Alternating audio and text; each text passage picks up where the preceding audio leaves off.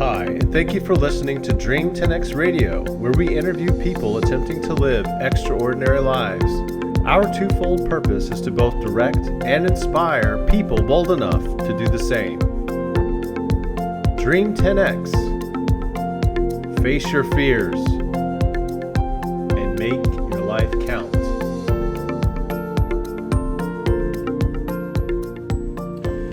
Hey, Dream 10X world. Welcome to episode 27 of Dream 10X podcast. It's your boy, JC. And Cindy. Why are you laughing? Oh, nothing. I'm trying to do my radio voice. You do have a Make me great radio self-conscious. voice. Hey, so what are we talking about today? I don't know. You read a book, didn't you? I wrote a book? Read a book. I read a book. Yes, I read a book. Flash Boys by Michael Lewis. Have you ever read it? I have not. I never even heard of it until you told me about it. It's a great book. It was really entertaining. But before we talk about what I think I learned in this book, I wanted to mention, relative to our last discussion on the Cradle to Cradle book. Yeah. So I'm looking through Instagram the other night, and I see an ad. And I hate ads, and I usually don't pay any attention to them. But this one caught my attention because it purported to be a detergent product that you could subscribe to. It comes in sheets, so you I forget how many sheets, but you peel the sheets off and you throw them in the clothes machine. What do you call it? Washer? Washing machine. I never use the thing, so I don't know. I don't know how to use it. But you throw the sheet in there and you turn on the clothes thing, and the water comes out and it dissolves and it turns into soapy suds. Wow. And it washes the clothes. And then when you're done with all the sheets, using all the sheets, you can take the packaging and you can just bury it. It's totally biodegradable. That's so much better than those giant plastic bottles that we keep having to buy. Exactly. You get these big plastic bottles and they say that, we throw them in the recycling or we throw them out, but you can't really recycle those things, apparently, which I believe. I figure they all end up in the dump one way or the other. Yeah. So anyway, that just caught my attention, and it kind of made me feel good that people are actually out there thinking about how to improve their packaging and make their packaging biodegradable as well as sustainable products. That's amazing. The big issue, though, is for the consumer.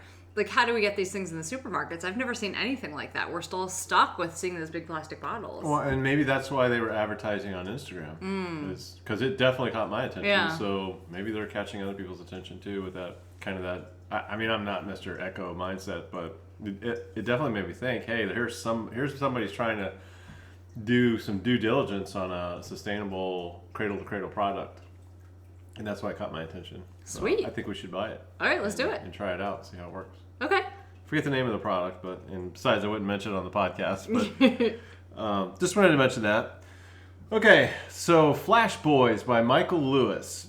This book is about the stock market, and more specifically, it's about how things that take place on the stock market are probably not what average people think take place. Okay, so my dad got a subscription to The Bottom Line. It's this magazine, and I love it. Yeah. And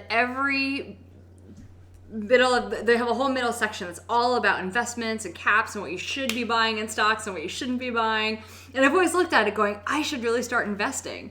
But then after talking to you, it seems like a bad idea. Well, I don't know. Don't let me sway you. I mean, obviously, there is a lot of money and wealth to be built by buying stocks. I mean, just look at Warren Buffett and look at all the other people out there who are making tons of money, but off of buying and selling stocks. But after reading this book, I really, you have to really think about what's going on and take to heart things that you read and learn and try to figure out how to apply them to your own investment strategy and what makes sense to you as an individual. And so after reading this, I'm really thinking about things, especially relative to Wall Street and buying equities. It's a system of high frequency trading where computers are now acting as human stockbrokers. But they don't have the interests of well, so the human stockbrokers back in the day, back in Warren Buffett's, when he was just starting out as a kid working at his uncle's firm, when his uncle was a stockbroker, what would happen would be somebody would be interested in buying a stock. They'd come in to the office where the stockbroker guys worked and say, "Hey, I want to buy 10 shares of United Steel or Southern Railroad or whatever." And they would place the order face to face like that, and then the stockbroker would then, I think this is how it worked, we'd get on the phone and call somebody and say, "Hey, I want 10 shares of United Steel or whatever," and transact that way over a landline. And I don't know how, I guess they would exchange physical money at that time of the purchase. I'm imagining that's how it would work, because they didn't have online transactions and all that stuff then. Yeah, I know there's like chits when you look at the. Watch your language. We gotta be really careful. What's a chit? I don't give a shit what you just said. Just like on the stock floor, they would have somebody call the guy on the trading floor and say, and they would exchange like paper, like not money, but like chits or whatever. Yeah. Yeah. You're right. You're right. So that's probably who the guy would call. He just probably call somebody who's actually in the pit on Wall Street yelling those buy-sell orders. That's the way it used to work.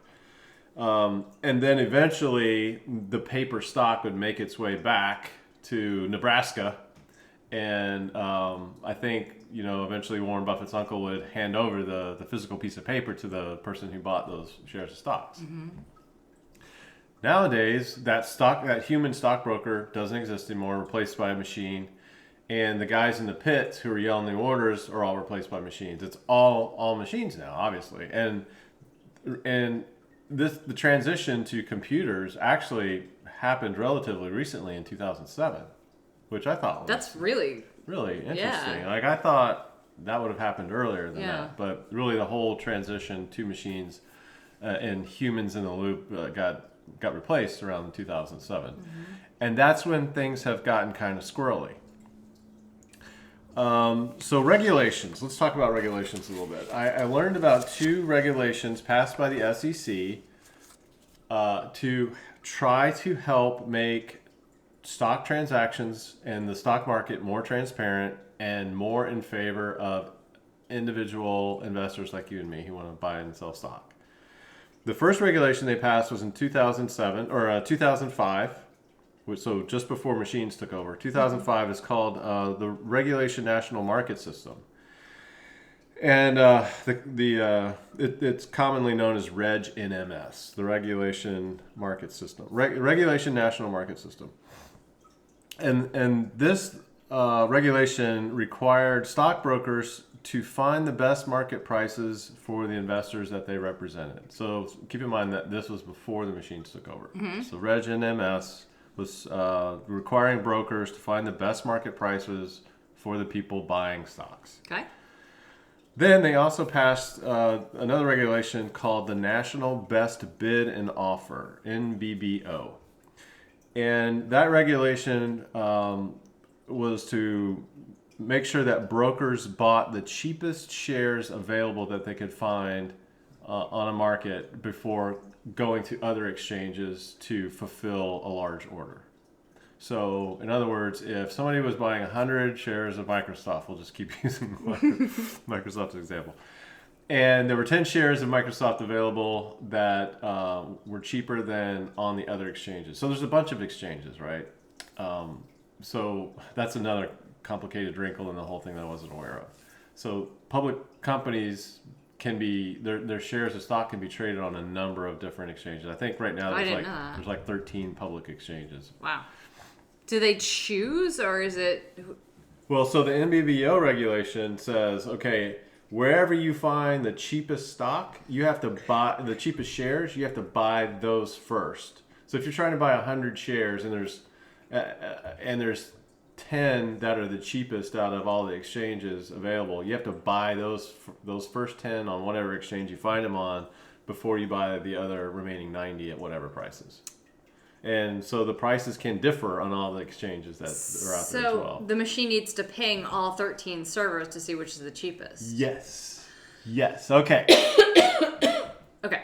Great point. So how do you do that? There's this thing called the Securities Information Process, or SIP.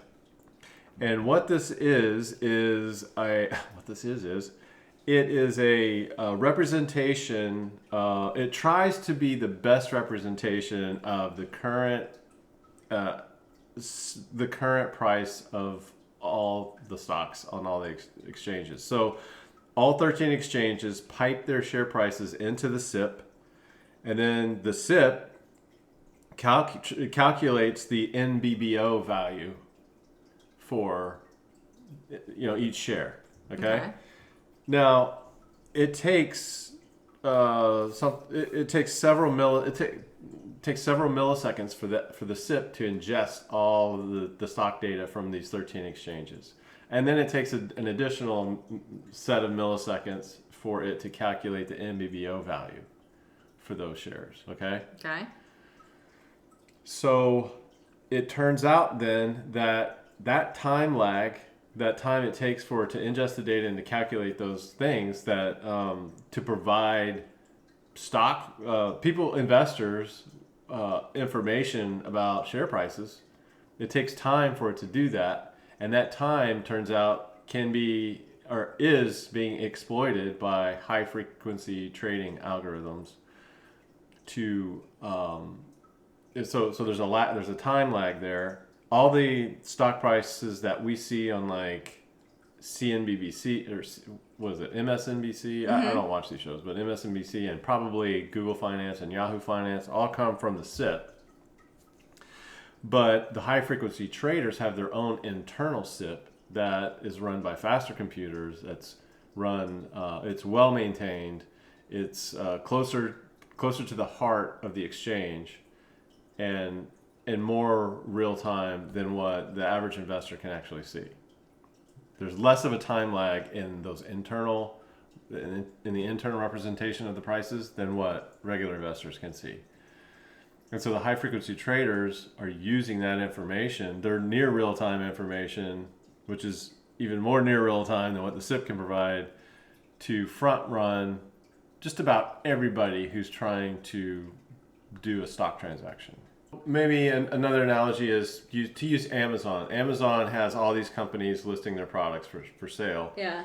And that's what we see the sale prices for a given computer through Amazon being listed by all these different companies. And so we're comparing prices based on what we see through Amazon. However, demand, people may be buying that product faster than what Amazon is listing on there, driving up the price behind the scenes. So people who have closer input, have a faster pipe into the Amazon database, know that the price is going up before we can actually purchase it. Okay. So I've been thinking about an analogy for what it means to be a high frequency trader front running a stock transaction. And I think a good analogy might be, say you want to go see the latest Star Wars, and you put a Google search in for Star Wars tickets in the local area. Well, because it's Google and people can get that information, let's assume that somebody sees you searching for those Star Wars tickets, and they know that you want to go to the theater to buy those tickets and see the movie. Well, before you can actually get to the theater to buy the tickets, they have bought all the tickets ahead of you. And instead of $10 a ticket, they meet you at the door and say, hey, the show is sold out, but we happen to have tickets here for you.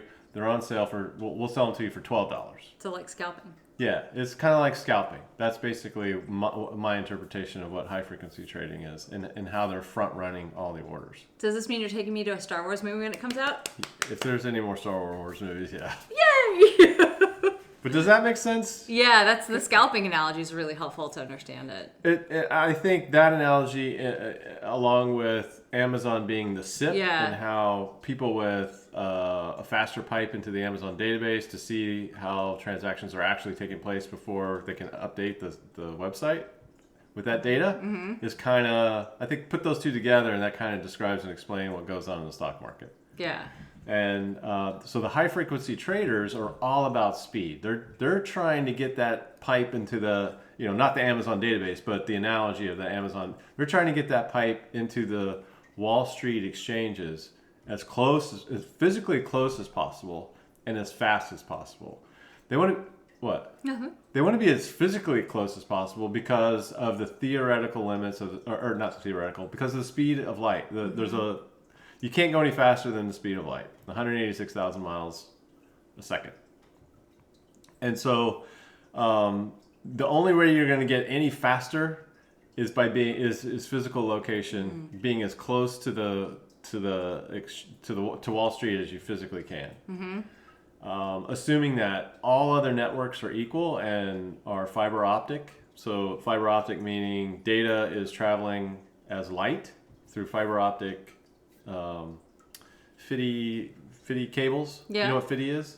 Have you ever Fiber used optic it? cables? Yeah, so fiber optic cables. I used to make them. Oh, I was really? in the Navy. Yeah. Oh, cool. Yeah, so you know what I'm talking about. Yeah. So assuming that the technology is shared amongst all these high frequency traders, then the name of the game is then, well, how can I get my technology as physically close to the exchange as possible? So it's really fascinating. So it's like everybody's at the strip club and you're all getting to watch the women dance. But only those with the money can go to the champagne room to get nice and close. Yes. Okay. Yeah. And the closer the better. The closer the better. Yeah. Okay. Yeah, I like that. Yeah. So, there was a recent article in the Wall Street Journal where they're even considering now they're looking at new fiber optic cables that have these glass cores or whatever, that whatever they can do to get faster and faster and faster, and because speed is money. And speed is money because they have to remain faster than regular Joe Blow consumer like us. Yeah. Have you ever bought stock, individual stocks? I have not. You haven't? I used to have an E-Trade account, and every time I would buy, I had no idea what I was doing. I didn't research anything really. I pretended like I knew how to research stocks, but I really, in retrospect, had no idea. But I bought like Johnson & Johnson and Google and I forget who else, but every stock that I bought, I lost money on. Really? And I eventually just gave up and sold them all at a loss and said, I'm done. Come to find out now after reading this that every transaction pretty much that regular Joe does, and not even just regular Joe, but I think, even corporate 401ks and pension plans and all of that, all of those transactions that take place are front run by high frequency traders. Wow. Because they're like the new brokers now. They're electronic brokers. And so some people will say, like, in the book, there's a guy, Brad Katsuyama, who worked for the Royal Bank of Canada. And he called foul on all this. He says it's unethical, you're ripping people off. And he started a company called IEX to kind of combat his perception that this is unethical behavior and that you shouldn't be treating people who are trying to buy stocks that way. But then the high frequency traders say, look, we're just replacing the human brokers, and so this is just a tax. It's an additional tax that everybody has to pay in order to play the game. So what do you think? Is it unethical to be front run by these high frequency traders who are making billions of dollars off of everybody's stock transactions, and at the end of the day, they hold no equities themselves because apparently it's too risky to actually hold a stock. So they don't hold any stock. They just make their money. They are guaranteed to make money. As long as people are buying and selling stock on the market, they are guaranteed to make money. And they're pretty much guaranteed not to lose any money either because they don't hold anything at the end of the day. So what do you think?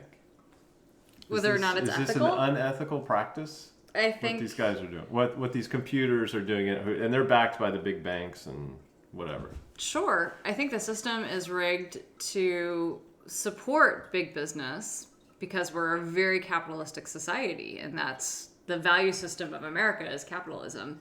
So if we look at that construct, then I think they're playing off of the system itself in order to get the most wealth for their business. So from a capitalistic standpoint, it makes perfect sense. From the average person standpoint, if I wanted to get involved in the stock market, of course I'd be like, well, this is completely unfair. I can't even get a chance. So I think ethics depends on your perception and your worldview. Well, do you own stock, right? I own stock. Well, through my 401k. Through my 401k, through Vanguard, IRA. And I don't know for sure if, when we buy individual, when we invest, when we send money to Vanguard or put money in our 401k, if those transactions are actually front run by high frequency traders or not. I don't know for sure, but reading the book, it seems to insinuate that pretty much everything is. Would we be wealthier if that weren't the case? Like if they weren't, if the markets were more transparent and we knew exactly what was going on when we buy and sell a stock? Or do you think it's just fair? So I don't know. I mean, I think it sucks that these big banks and financial firms can do this kind of thing and without any kind of, like, the SEC seems to be turning a blind eye to what's going on, and they're like, well, there's nothing we can do about it. We passed these regulations, what do you want? kind of thing. Yeah. So I'm kind of like, I don't know. I don't know if it's really bad or, what am I going to do? Like not invest in my 401k? Are we not going to try to build up our wealth by buying stock and holding it for the long term? The way the system is, we're almost forced to do that. So there really aren't any other options. Like if we want to be able to retire, you have to do a 401k. Unless you are independently wealthy for whatever reason. Yeah, I mean, the other option is to stuff your money in your mattress like they used to do.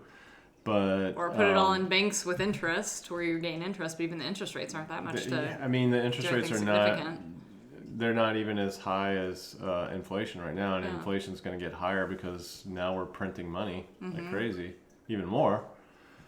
So your cash is just going to, the value of your cash is going to become less and less.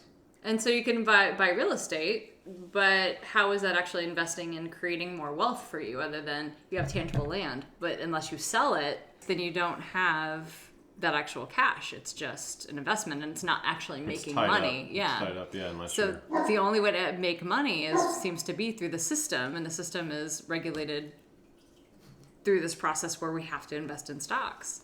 So how do we change the system?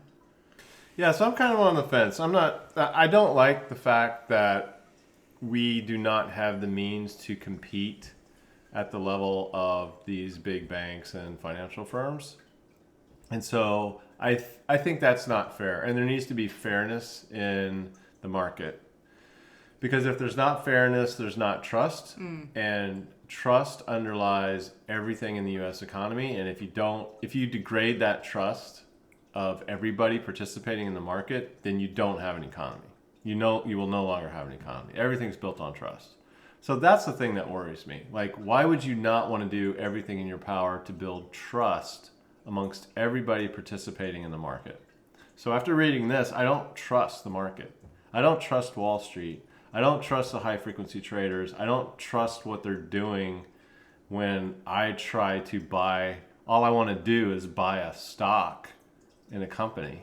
I don't trust what's going on behind the scenes. Not only that, not only are there 13 exchanges with these high frequency traders doing all this stuff, millions of times by the time you blink an eye, but there's these exchanges called dark pools, which are meant to be even more opaque to anybody who's trying to look into financial transactions taking place. So it's actually a term, and it's an accepted term. the SEC again turns a blind eye to transactions that take place on dark pools, and dark pools are everywhere. All these financial firms have a dark pool. And they're called dark pools because nobody knows who's buying and nobody knows who's selling and for how much. And, that just sounds crooked to me. Like, maybe there's a rationale for it. Maybe people don't want to be selling large chunks of stock and inadvertently influencing, the market. But from my perspective, too bad. I think, in order to build trust, you need complete transparency in the exchange. Bottom line. I think that's my bottom line. So okay, I no longer so what trust. if it all went to a alternative currency model like Bitcoin, where digital currency, I think, is one way for, I guess, maybe this is a mischaracterization, but it seems like it's a way for grassroots technical people to kind of stick it to the big banks. Yeah. And create their own way of, liberating currency. Okay. Kind of putting it in the hands of the people and taking it out of the hands of the king and the government and the big banks. Maybe that's not the case, but that's kind of what I picture it as. And I think that's probably a fallacy, just as much as the whole Robinhood thing, where people are buying GameStop through Robinhood, trying to stick it to Wall Street. What's really funny about that to me is that the high frequency traders are the ones who are the brokers for every single transaction that takes place on Robinhood. Wow.